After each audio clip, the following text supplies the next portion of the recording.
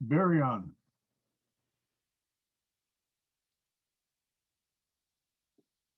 Are you there? Yeah, I just had to move the window to the other monitor so I can be facing the camera. Do I need to turn my fan off, or is that No, I can hear you fine. Okay. Is my audio coming through okay? Yeah. Okay. I just thought I'd give you a few reflections on your very long post, the Cain, right after the Cain and Abel story from Genesis. Yeah, the one where I rendered a hypothesis as to what's really going on Yes. in the hidden agenda / racket / Right. ulterior motive / whatever the hell's going on. Okay. So as a preface, may I give you what I think my theory of mind is for Colin? Yeah, please do, because I'm really puzzled by it. That's I know the you best are. what I could come up with. Okay. But see, after I give you mine, then I'm going to ask you some questions.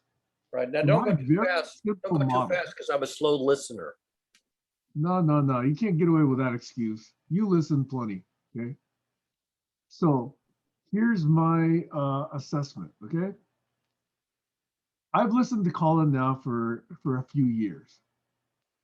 I think that there are parts of Colin that don't mesh well with others, but fundamentally, what I see in Colin is someone who really would like to capture conversations and interactions around certain topics and be able to relate to them in some way, visually, graphically, using some tool. So the repetition that I think you hear is Colin trying to get little phrases from what I say, from what you say, from what everybody else says, so that he can type them into his tool. I think he's trying to then connect those phrases together in ways that make sense. Now, they don't make sense much for me. They may make sense for others, but they make sense to him. So I think it's completely fine, in my opinion, for Colin to be making those graphics, those maps, whatever he wants to call them, because it helps him figure out what's being discussed. I think what Colin would love, would wish, is that those maps be useful to more than just him, that they are useful to others. Unfortunately, because some of them are so big, Yeah. and there's so much to ingest on first impression, that they are, number one, hard to understand, and number two, a little bit off-putting. A little bit what? People are Off-putting? put off by them, off-putting. Okay. So I think he's frustrated by that, but he keeps believing that having these tools, having these maps would actually be useful if people took the time to understand them.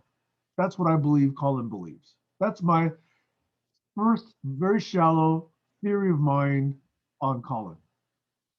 Yeah, he showed me, or he gave me the link to one of his, they're called mind maps. Is that what they're called?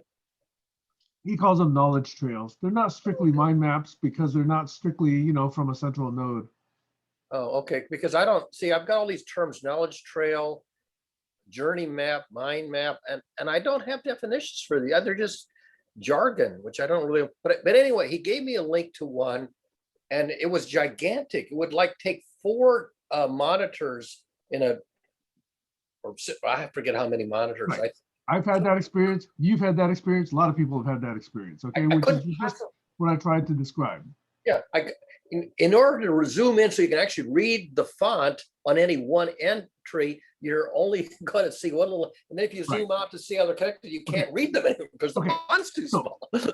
May I continue in my elaboration of Colin's theory of mind? Yeah, okay, go ahead. Okay, so I feel that what he's asking for is snippets, definitions, and phrases that he can put into his maps. A lot of what I'm hearing him say is that. Okay, so that's one part of Colin. There's another part of Colin that basically is all energized around this word secular. Okay, so he wants things to be non-religious and he wants us to talk about things from a non-woo, quote unquote, using his words. Non what? Non what? Non-woo, W-O-O, non-woo. See, and that's another word I don't get. Woo is the stuff that people can say is good, but has no scientific basis. Like, for example, Everything. third eye, eighth chakra, one with the universe, sacred geometry, 11th dimensions, all of that is woo, as I understand it, from Colin's standpoint. But journey map and mind map and knowledge trail are not woo, even though. No, and I don't consider them woo either, because you can actually point to them and you can actually define them. Okay. Oh, I'd like to see a definition. I've never. It doesn't even matter. You can actually look at them already. Okay. So we know they exist. We know they can actually be manipulated with. Yeah. For example, well, I'm just going to say he's got woo woo defined as that which is not explainable and relies on faith. Well, Colin is not reliable, not explainable, and relies on so faith. This is getting into your long text, which I was responding to. Okay. See, I think long ago, because of your frustration, and this is now my theory of mind of you, okay? I'm just getting into that, okay? Is that, and I've confirmed with you that you have not successfully understood Colin, and moreover, you don't really care to understand Colin, because you said that twice now. I've given up trying. I tried like hell, and I know, but because of your frustration, not only are you not interested, but you actively denigrate him, is what I see. Okay. Yeah, I tell him you're using words like disingenuous. You're using a projected hidden agenda. You're using a lot of things around the word stigma. So there's at least 3 instances where you're actually casting Colin into a negative light, where you really don't need to if you really don't care. See, this is what's inconsistent about what you say. You say you don't care, and yet you almost let no opportunity slide for you to cast Colin in a negative light. Do you know where I got the word stigma from? It doesn't matter. Does matter. No, it does not matter, because there's a negative connotation and a negative association with it. He gave me that word at the very first time he talked to me. You don't need to use it. You don't need to use it if you really didn't care. What he means by it. Hey, Barry, if you really didn't care, you wouldn't spend this much time on that. That was way back in January when he used the word, or maybe even October. It doesn't matter. You're still on that word. I'm saying it doesn't matter. It doesn't matter simply because there's already a negative connotation, and you choose to use that with Colin. And just like you choose to use the word disingenuous, you choose to use the word hidden agenda. Well, I got that from Doug. You got the word from Doug, but you still don't need to use it in the Colin context if you really didn't care. You care so much that you are not being honest with yourself. If you were truly honest with yourself, you wouldn't spend 1/10 of the energy you do on Colin. You care so much, and yet you're telling yourself you don't care. I stopped. This is what you want you to see. I stopped caring when I found out. Stop. You sent me this long text within the last 24 hours. I did, yeah. About Colin. Yeah. So you still care. That was from the Sunday. Was it? No, that was. It doesn't matter what it's from, Barry. You don't need to go where it's from. I'm saying you're still spending time. You're still spending energy. You're still sending negative associated terms and phrases on a topic you claim you don't care about. And I want you to see that discontinuity, possible hypocrisy, but it's a discontinuity. Okay. You know what was interesting to me, Sam, is I was waiting to try to figure out in terms of nonviolent communication, because I have a good friend who teaches it. He says, listen for emotion, listen for needs, and listen for requests. And I kept waiting to see if I could capture a single representation of Colin's emotions. And I got 2. The first one is he said, I'm frustrated. He actually used the word frustrated. And in the same conversation, he used the word disappointed in the follow-up. And I came up with the word exasperated in the same follow-up, and despair. And he also used the word resentful or something. Right. So that was the second time That was the second time that I captured him using saying, I resent that. And before I could write it down, I lost the Can I predicate. interrupt you? Can I interrupt Okay. you? The fact that you're describing an NVC approach to understanding Colin says you still care. So I care all about I really, NVC. I'm asking, Colin, Barry, all I'm asking you to acknowledge is that you do care. Don't keep saying that you don't care and yet still spend all this time and energy. I care about, put the predicate. About Colin and how he thinks and what he's really trying to do. Because you're trying to characterize him. You're trying to come up with a mental model of him. You're calling him disingenuous. You're saying that he has a hidden agenda. You've used all those terms. I did. Yes. So you are trying to come up with a mental model or a theory of mind.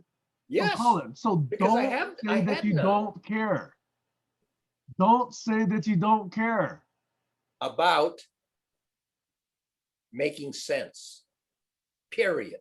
No, you said Colin. You said you don't care what Colin thinks. You actually confirmed that to me because twice. Because I don't have any evidence that he thinks. No. You care so much that you spend time every single day on Colin and sending me messages about him, responding to his texts, making loose associations on almost every text regarding this character that you do not name, that resembles Colin from all the words that you use, okay? You do this. So I just want you to acknowledge you bleeping care. Don't tell yourself and don't try and tell me that you don't care. That is disingenuous. About making sense of the incomprehensible, of which Colin is an instance at hand. But as Heiner and I have discussed it, Colin is an instance of a generic problem in our culture. He's the immediate example of a broader problem that I've been trying to solve, and Heiner and his colleagues have been trying to solve for 50 years. Making sense of what is going haywire in our culture. And if you have a generic problem and an instance of the same problem at hand, I say to Heiner, if I want to understand this big problem, I want to look at case studies that are at hand, where I can get my hand. Study a case study, then don't go into it predisposed in a negative way. That's what I see you do. When you use phrase like disingenuous, hidden agenda, suspicion, collecting names and sound bites that he cannot understand and yet just parrot back later, those are all negative. Barry, if you don't see it, then we got to go into that conversation. They're perplexing. No, they're not just perplexing, they're negative. And if you really want to study a subject, why go in there so negative to begin with? I wasn't negative to begin with. No, I'm saying now, if you still now want to study that subject, don't go in there with a negative mindset. Go in there with a curious mindset, and you'll do a whole lot better, is what I'm saying. Well, I won't disagree with that. A lot of negativity around Colin, so anytime that topic comes up, it's like waves and waves of negativity. And Colin sees it, we see it, everybody else sees it. I don't think you see it though. No, I don't. I see it as trying to solve a really hard problem. Do you not see the negative connotations in these phrases that I've said 4 or 5 times already? You not see the negative connotations around disingenuous, hidden agenda, resents, parroting back, bracket, all those words. Those are very denigrating words. Were they denigrating in Landmark Forum when the whole exercise of one of the modules was to find your racket? In common parlance, would you say that they are denigrating or not? Forget forum. That's where it comes from, forum. No, it doesn't. A lot of these words existed way before the forum.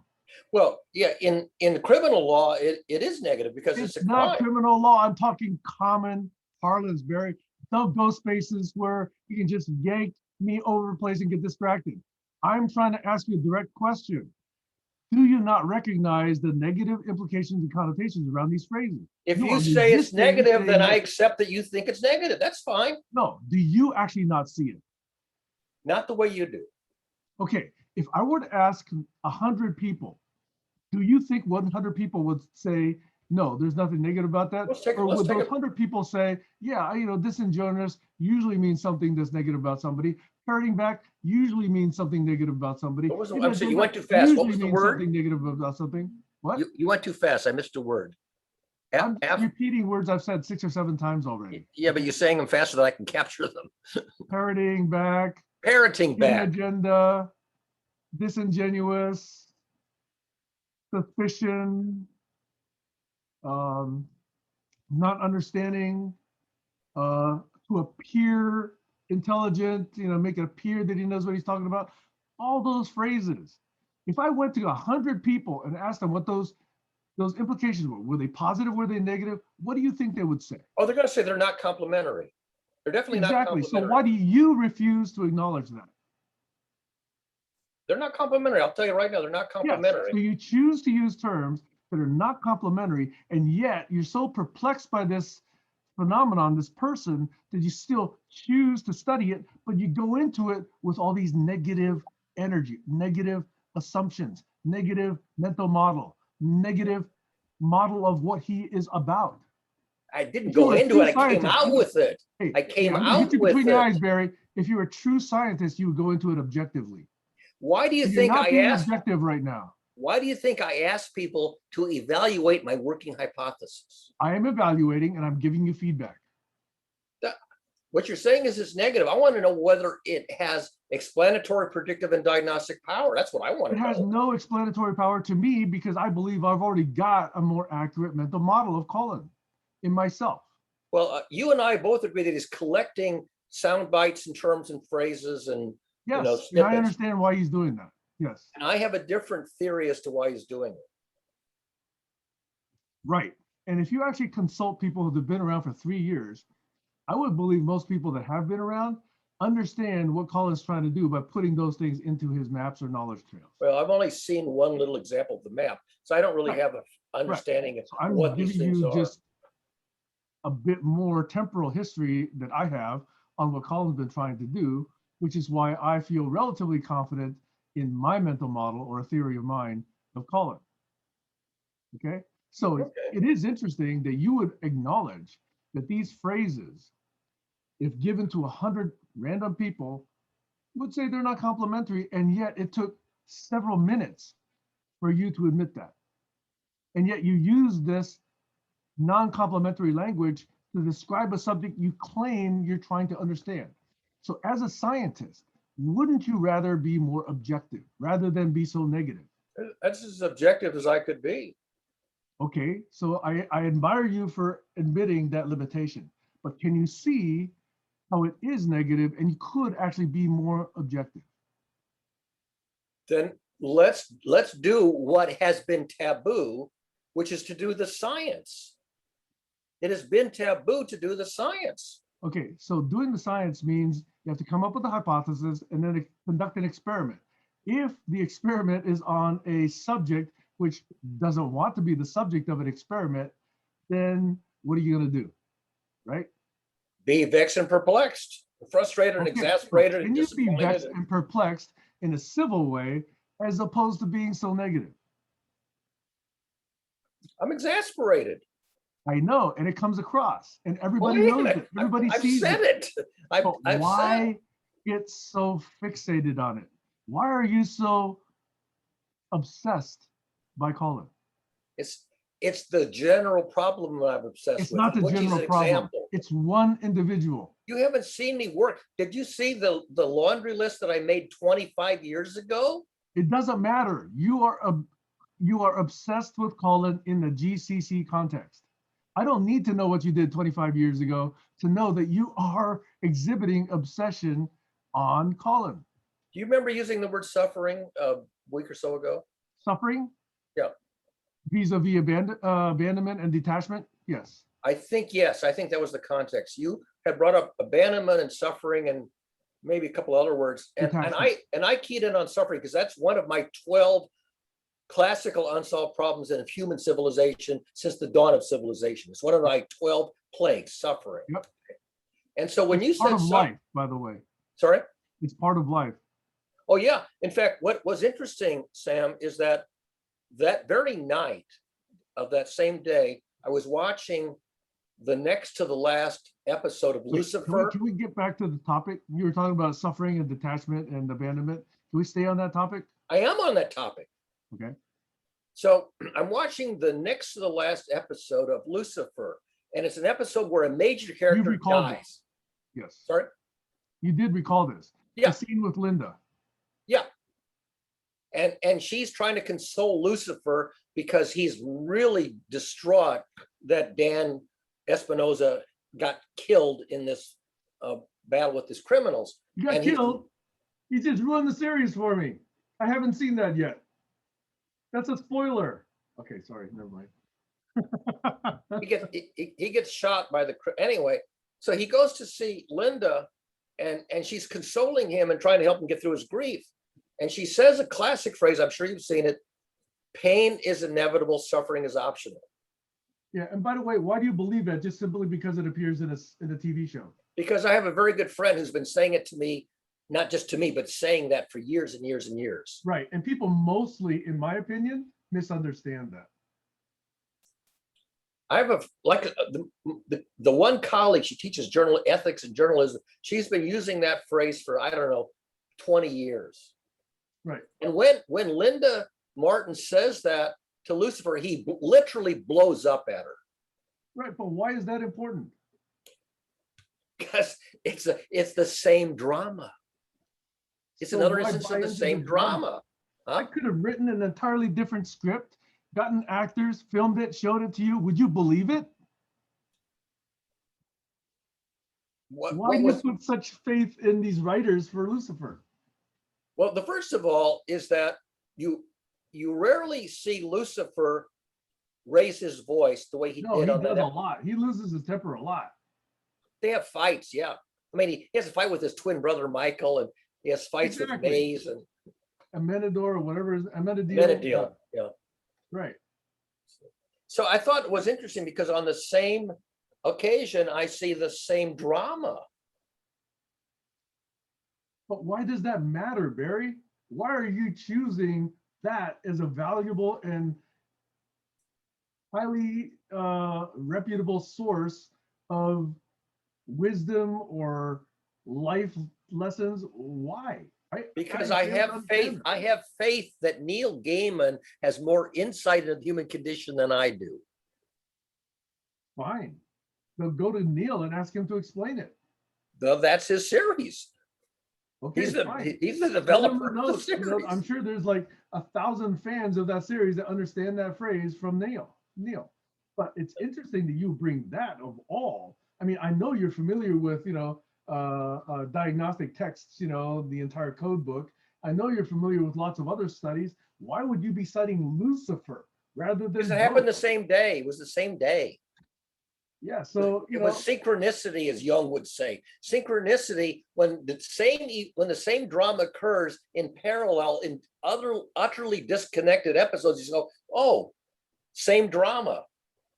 It's interesting, but that doesn't make it true. It's a model of how humans behave. Absolutely. But why choose a specific interpretation of it? Why not understand multiple interpretations? Because those are the first two that I had on that same day. Right. And if you're a scientist, you wouldn't stop at the first two hypotheses. But right? I documented, you take it, you have an anecdotal observation, you record it. That's fine. But you're doing way more than recording. You're putting a lot of truth into it. Well, there is a lot of truth in it. Well, then you can explain it to yourself. I can also say, what do other people think of this model? I actually think it's a little bit bullshit. Okay, because most Okay, people that's don't fine. understand those words in the way that most people claim to. I don't know how other people. I know what the word optional means. I know what the word inevitable means. Now, pain and suffering, those might have various different meanings, different people, but inevitable and optional, those are pretty Okay, succinctly defined words. so I'm speaking as a Taiwanese American. I came to this country not knowing English. I've had to learn English by approximation. I act as though I understand some terms and phrases. And if the interaction is successful, then I say, okay, fine. I interpret it correctly. I've been doing that my entire life, right? So if I can counter a word like suffering, I'm not going to go to the dictionary. I'm going to go to wherever most people use that term. Same with pain. Okay. I'm going to say, oh, I put my hand on the stove, it hurts. Okay. That's how I understand pain. So when I understand pain and suffering, which is what people do when they dwell in that state, I don't go into, books of wisdom and say, what does that really mean? I use a common understanding of these words. Other people who do this will also be perplexed by that very same statement. The people that claim that that statement is meaningful are the people who say, oh, geez, I've really thought about this philosophically, and we always have freedom of choice, and we always have the freedom to actually acknowledge our pain or to sort of, diminish our pain by breathing, by meditating. This is all this stuff that most people don't get. Yeah, most people That's why don't it's listen to not meaningful to most people. most people don't listen to Hidden Brain with Shankar Vedantam when he spends a couple of hour-long sessions about the fact that psychological pain and physical pain activate literally the same part of the brain. Exactly. Okay. So that's But why I I do, say, yeah, there's a segment of the world who thinks about, philosophy and, self-improvement and enlightenment, and they get that. But most of the world says, what the bleep are you talking about? most people don't study the teachings of Buddha either, where he says he hypothesizes that that attachment is the root of suffering. Now that's a hypothesis that, first of all, it makes some sense. It's been around for what 1500, no, 2500 years, and there's some evidence that it's a good insight. It is. And on that one, I actually do embrace. Okay. Okay, so this But is where detachment does not mean abandonment. That was the that, real thing that we talked about yeah, or began to talk about.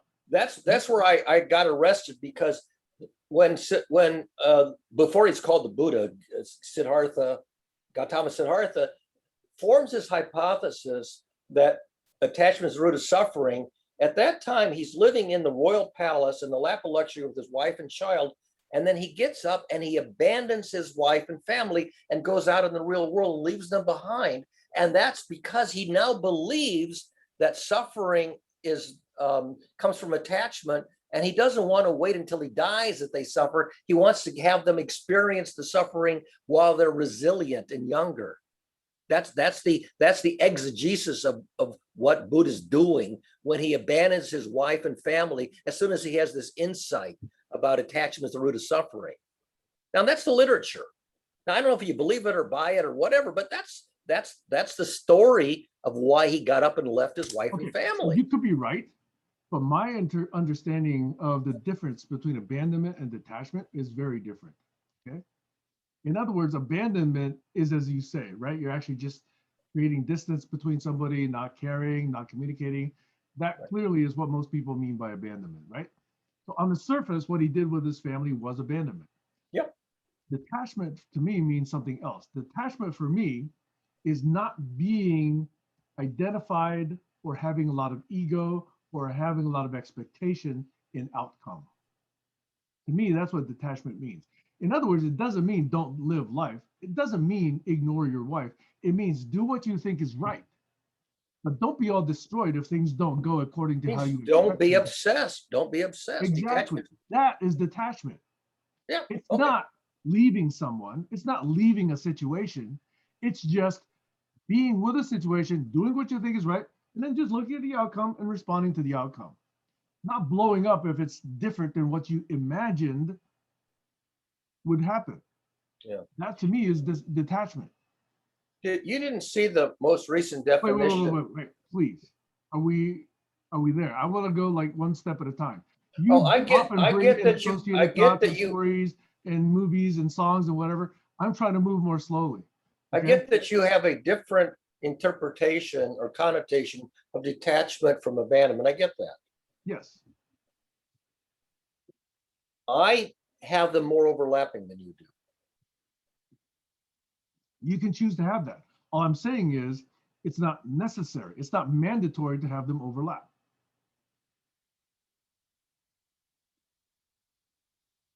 So that's your choice. I went back to the source of the thesis, and they're connected. They are connected. Historically connected in the literature. They're not identical. They're not identical, they're overlapping. But do you see, in fact, my understanding of most of the rest of Buddhism is that when he talks about detachment, it's not being invested in the outcome. It's not abandonment. I didn't say it's identical. I said they're No, you did connected. say they were the same earlier in the text, in the Facebook text.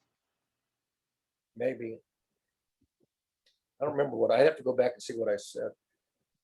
By the way, did you see the newest definition that I added to the glossary? Not so You long entered ago? dozens. I know you've been entering dozens. Yeah, and I enter them sometimes in advance of speaking them, at least in front of you, because a lot of them I speak in front of other people while you're not present. I put another one in tonight. And it's because that I have mentioned this, not by this particular word, but that's a keyword. I've said to Stacy, Heiner, and Doug that I'm thinking about, well, in your word, detaching, but I didn't use that word. I used the word hiatus. I'm not sure if you know this word, hiatus. Yeah, but it's still a different word than detachment.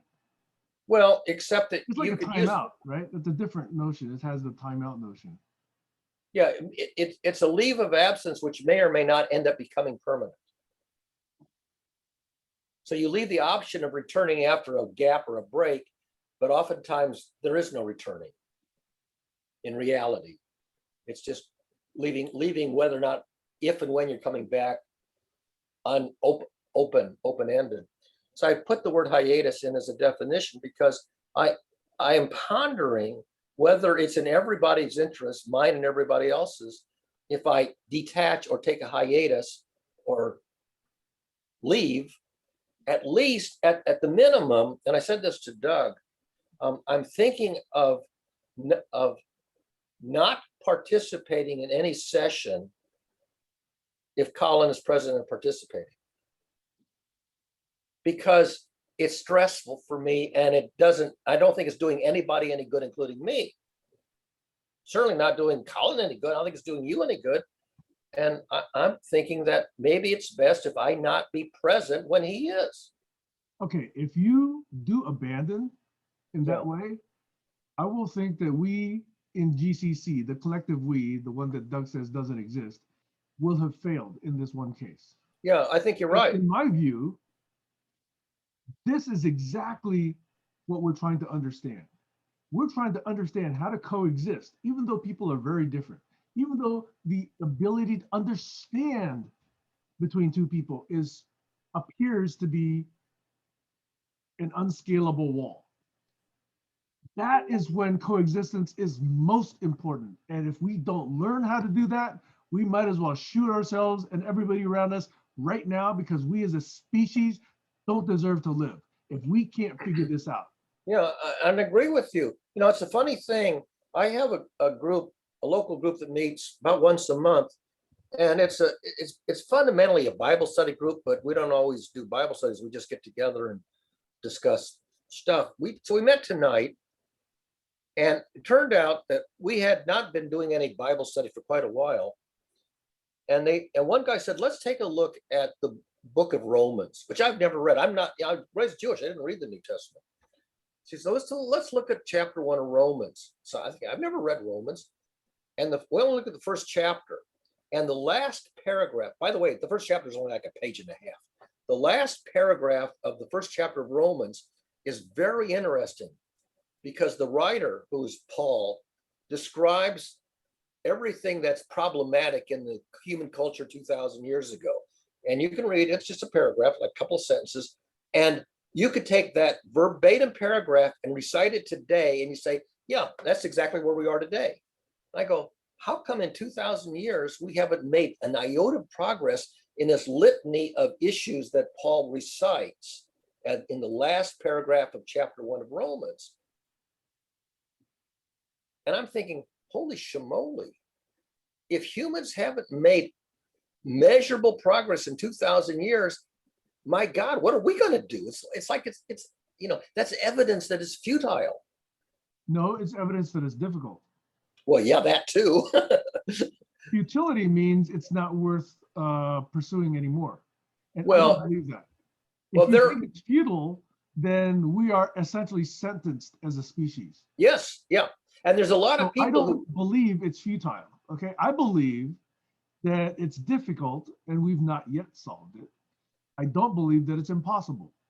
oh, I don't think it's impossible in Therefore, theory. if you don't believe it's impossible, then to lean in and to really try and understand it is the responsibility, and by the way, the privilege and opportunity that we have here. And to abandon is to shirk that opportunity, shirk that privilege, to abdicate that responsibility, and essentially say, okay, you guys figure it out, I'm gone. Yeah, I spent 25 years thinking this and trying different practices, of which nonviolent communication is one of the practices I most recently learned about, and several others, one from Thich Nhat Hanh, another one from Rene Girard. I got a bunch of practices which are the best thinking that I was able to discover, and they're not working. For at least I can't make them work. If you study Thich Nhat Hanh, my beloved cousin, okay, then did you read his book on anger? I read two of his books, Pieces Every Step and Living Buddha, Living Christ. I He has don't a short think I've, book on anger. I recommend you read his short book. I don't on think I've anger. seen that title. I believe it's just called On Anger. Okay. And I've it's a very seen short book. I've seen Buddhist posters on anger. I've got a couple of them actually. What that I do they use. say? What do they say? So anger is drinking poison so the other guy will die. That's one of them. Right. So that's then, not what I'm talking about. That's um, not a Thich Nhat Hanh quote. That's a Buddha No, quote. no, these go back to the what do they, not the disciples. What do you call the Isn't that a followers Buddha of quote directly? That's how it's often attributed. It might be. I mean, I went back and looked at some of the original stuff about anger. I Anyway, can't I'm recite it from asking memory. whether you remember Thich Nhat Hanh quotes on anger. No, I didn't get them from Thich Nhat Hanh. I got them from literature, Okay. which predates him.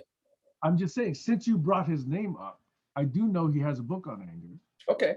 And I do know that he treats the subject very differently than the way most people treat the subject. Yeah. You might find it fascinating. The one thing that kind of intrigued me is there's a story in the Buddhist literature about letting the fires of anger subside, let them burn out. There's at least two passages where there's this notion of letting the fire of anger go out before you do anything.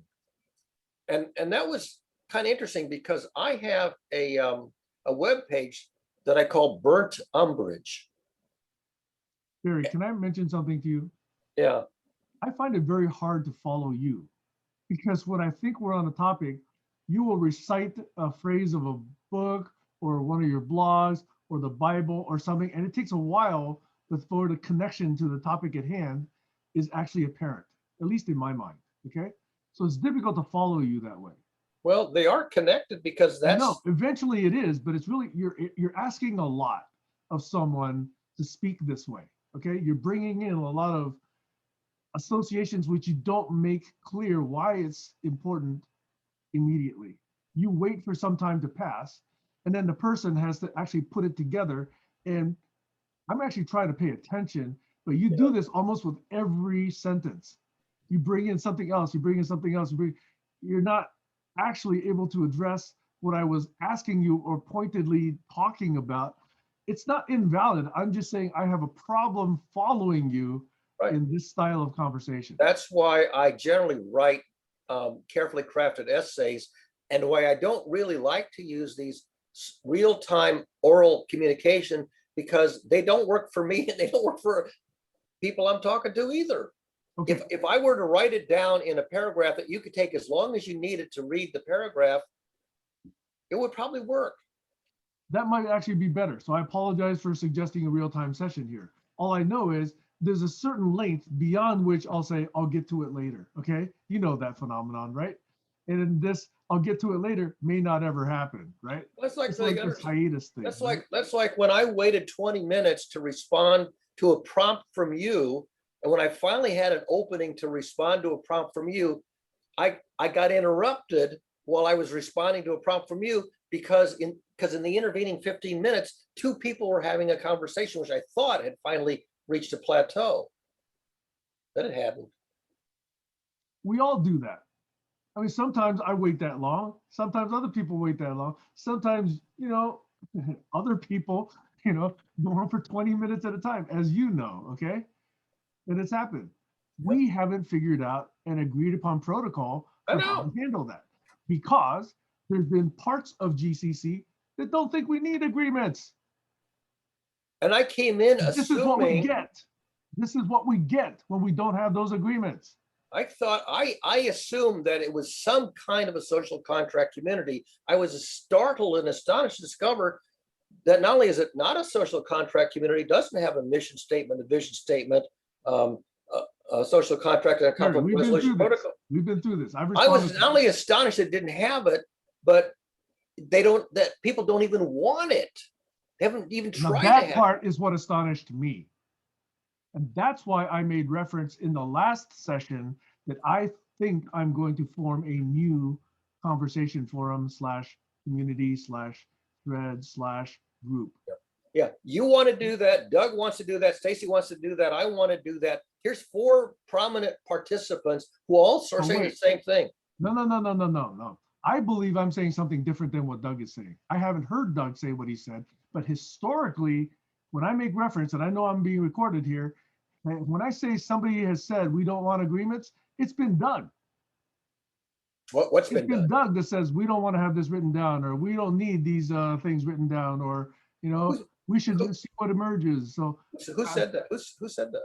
Doug, I'll go Doug back said we to don't- many conversations, and we can actually cite those locations now that we have a search tool that can actually go through. So are you that. saying he changed his mind recently? Yes, Okay, fine. because he was one of the strongest proponents of not having shared memory, not having things written down, not having agreements, not having focus.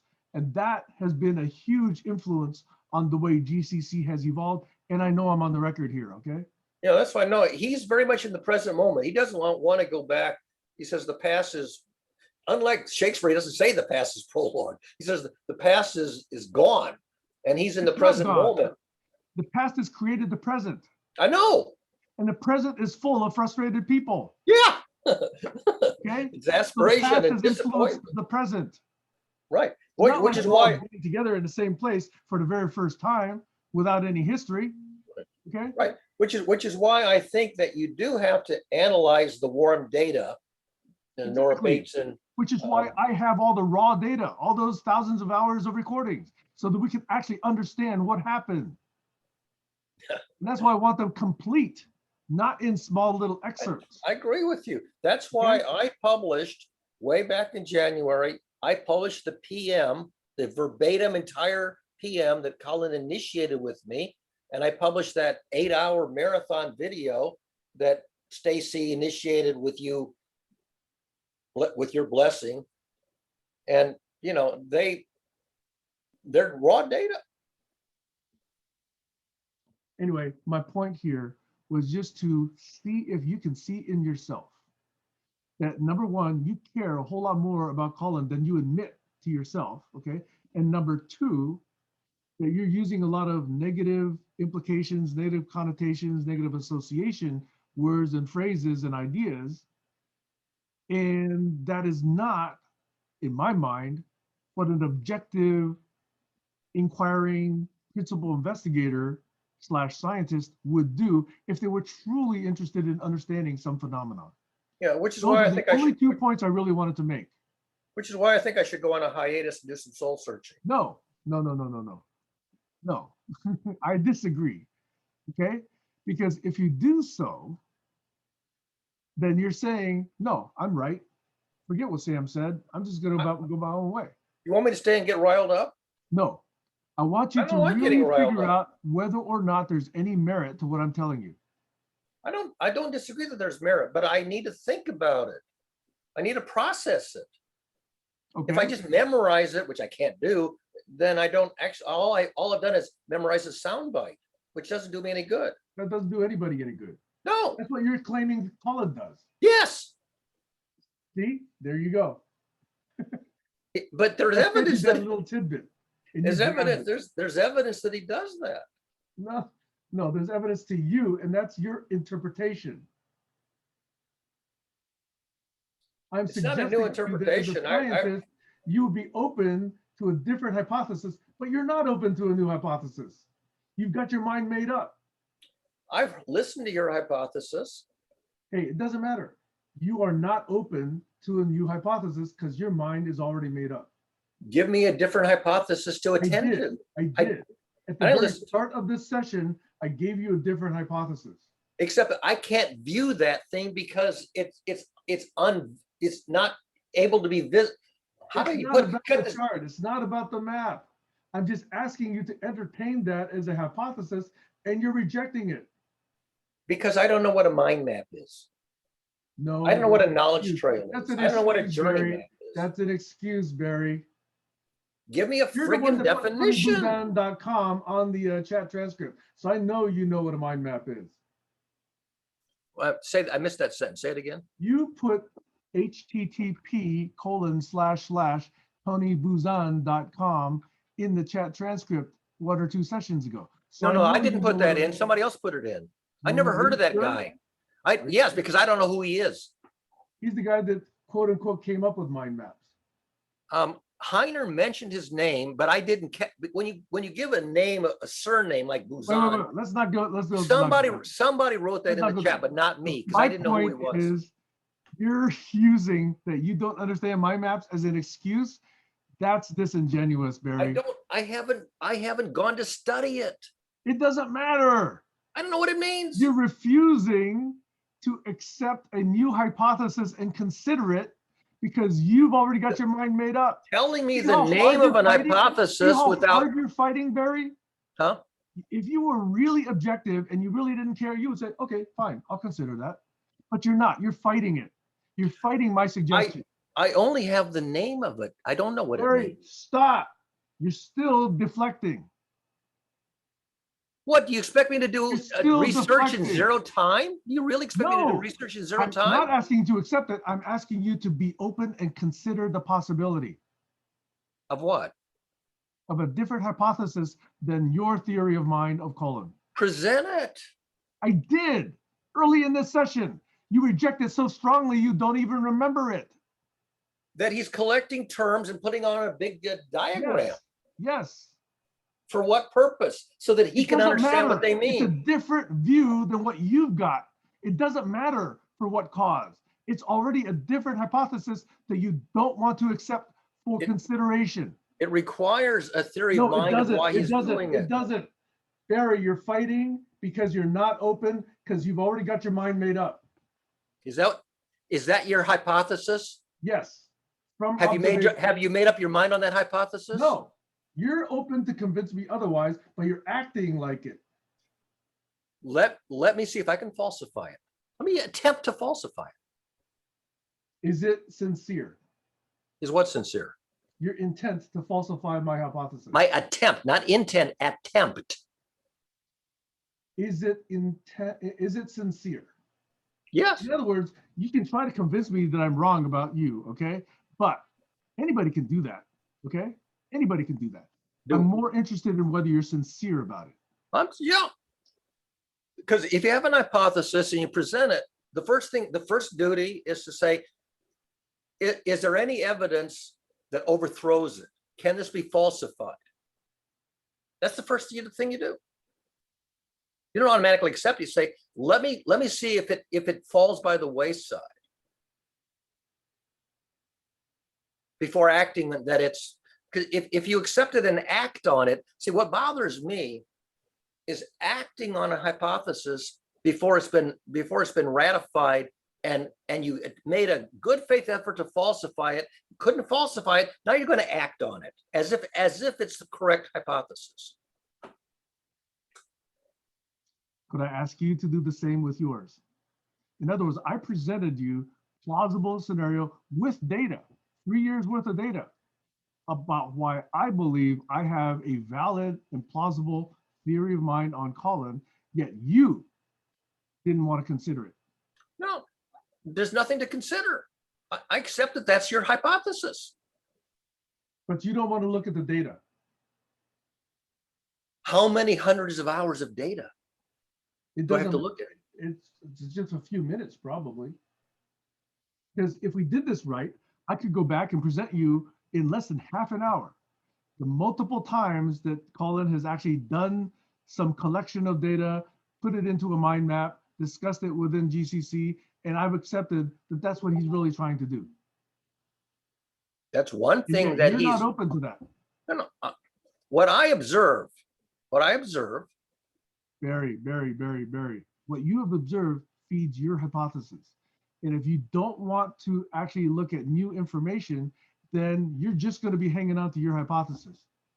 may I present a refutation based on my observations? No, because you've not yet been open to considering a new hypothesis. You want to refute it before even considering it. The first thing you try to do is to see if it's falsifiable. You could also see if there's any plausibility to it. I didn't say there's no plausibility to it. You haven't acknowledged it though. The problem is there's evidence that that's not the whole story. To you, you interpret that evidence according to your current theory of mind. It's the other way around.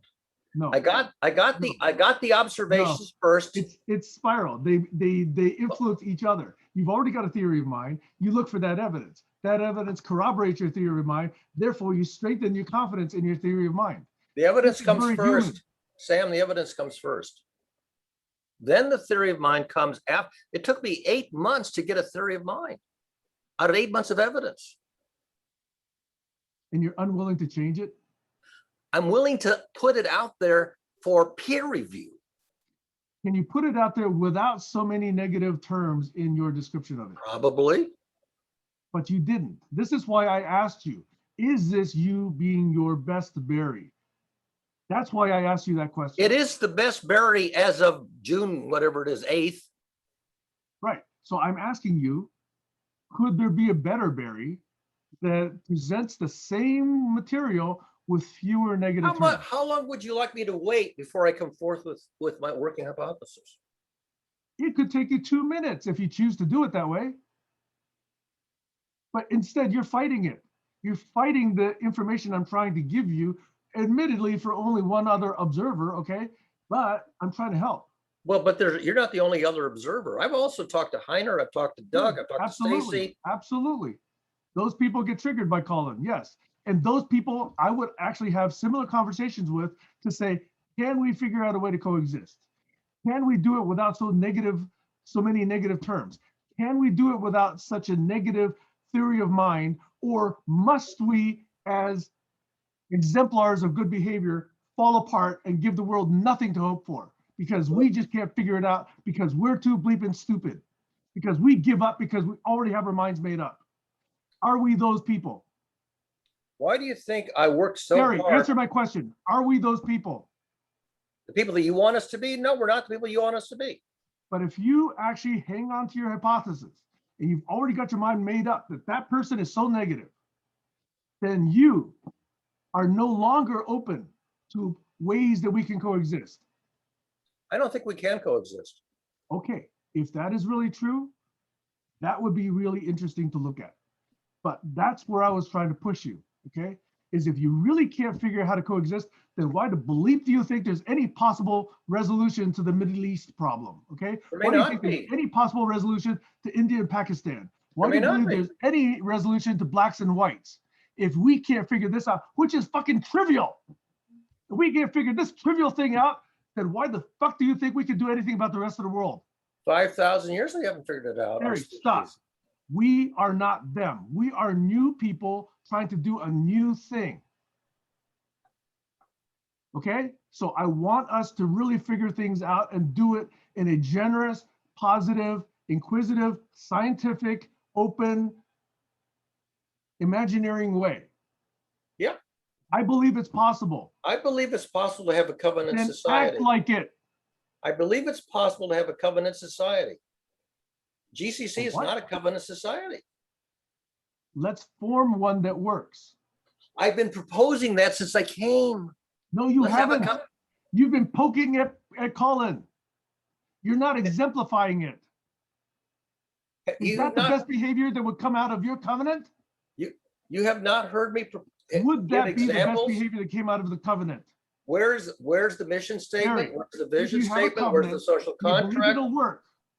And if you actually believe it'll work, you should be exemplifying it, right? I did 25 years ago, Do 30 you years think you're ago. doing it now with Colin? No, I'm failing to do it now because nobody Exactly. else So wants it. that covenant doesn't work. Then I'm out of ideas. I'm Then exasperated. let's co-create a new one.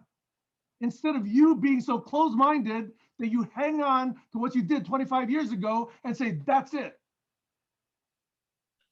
Why be so closed-minded? Show me a better way. Co-create a better way. But don't just poke holes at people. A bunch of us co-created a better way when the internet was young and there were just a few Gary, people. that's 25 years ago. We're talking today. Yes. You're still alive, so you still have the ability to co-create.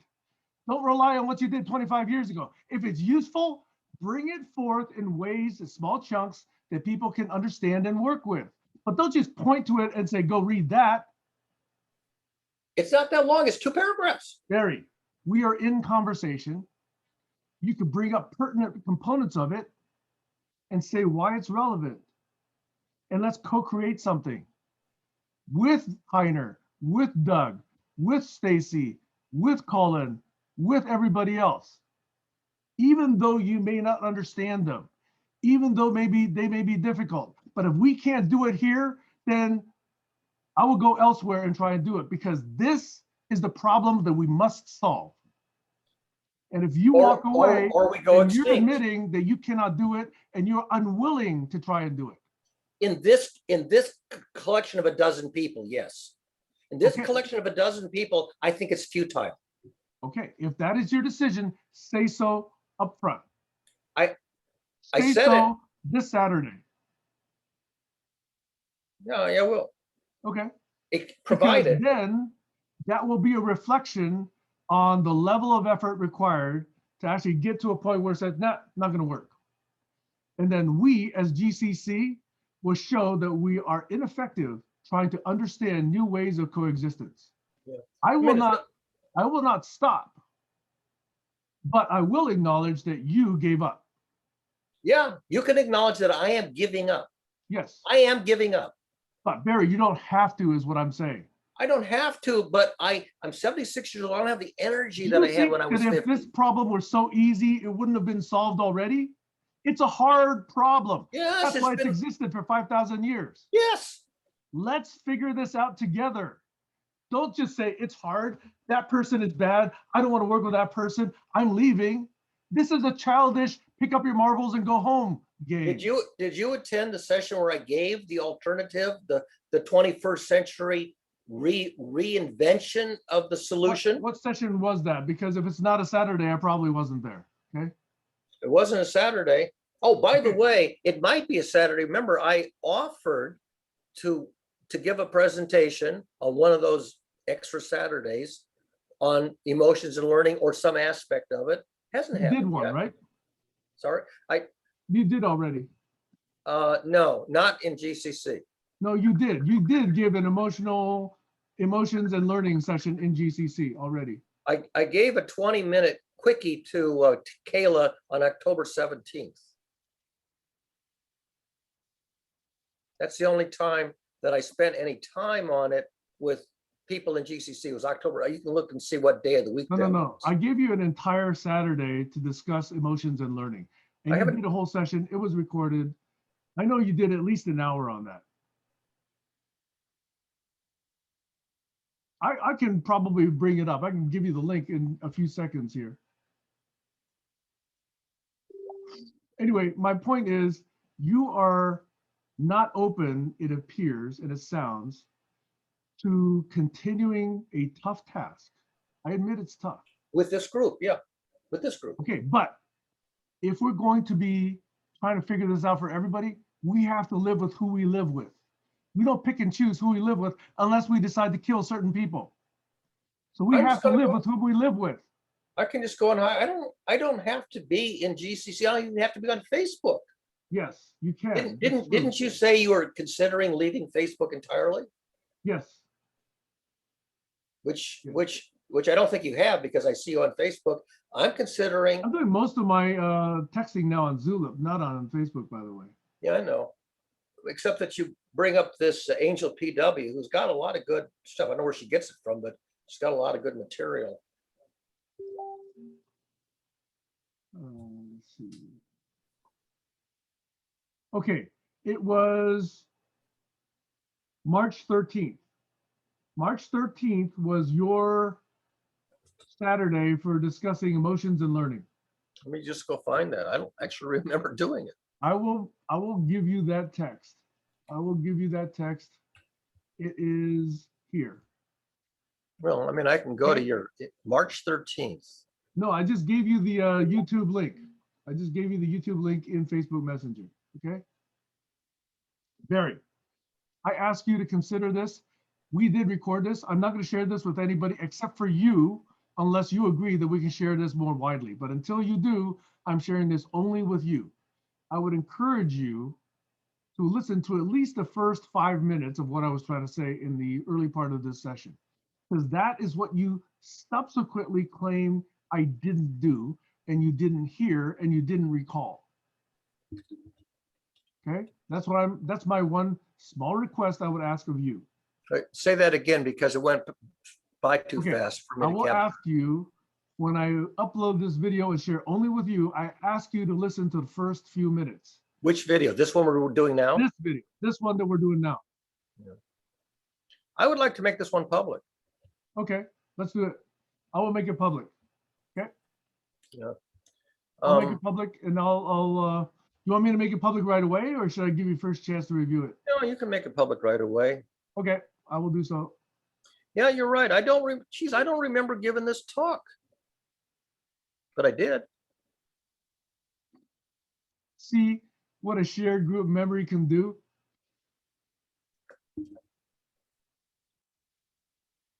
I know that Hey, Stacy wants me to do Hey, one Barry, on. Barry, let me yeah. commend you, okay? Because I've come on a little bit strong today, and you've taken it relatively well. I wouldn't say perfectly, but you've taken it relatively well.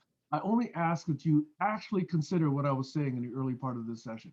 I actually do understand. I got pretty assertive today, okay? But as you often notice, sometimes you do that for effect. Yeah, Stacy was right, you know. Okay. By the way, I noticed that as well, but I'm not going to just feed my ego and say, oh, I saw that also. Okay. That's not necessary. Okay. I don't know. Did Stacy tell you that she, at the same time that she asked me, were you being dramatic? Because I just said yes. No, I knew that's what you were doing. Yeah. Because you've chosen to do it more than once. Yeah. By the way, did you see the last 12 minutes of that marathon session from January 26th? I don't know what you're referring to. So you remember when Stacy invited you to attend with me and Colin a conflict resolution session on Tuesday night, January 26th? And you were there at the beginning, but I think you had to excuse yourself. Yes. I was there for like 20 minutes and then I had to go. Right. And Stacy dropped off, I think after half an You hour. refer to that night often. You refer to that as, like 4 videos, 8 hours, et cetera, et cetera. Yes. Yeah, correct. The last 12 minutes is all you have to look at. And I pulled out the last 12 minutes mainly because otherwise it wouldn't have had a transcript. So I pulled out the last 12 minutes using OBS and uploaded just the last 12 minutes. And really, I would urge anybody to go see it because that's the first time Colin yelled at me. Okay, send me the link. I'll look at it again. If it's only 12 minutes, I'll look at it again. Okay, but I'm gonna post this, as you say, I'll post it publicly. Okay, and then I'm just asking you, just a simple request, if you would just review the early part of this session yet one more time. I'll probably watch this several times. Okay. Over a period of several weeks. Okay. Yeah. All right, Barry. Thanks for taking the call. Okay, I thought it was something else I wanted to say, but it doesn't matter. It's pretty late, but I'm getting a call from somebody else. And Okay. Okay. All right. Thanks, Barry. Okay. Thank you. Bye.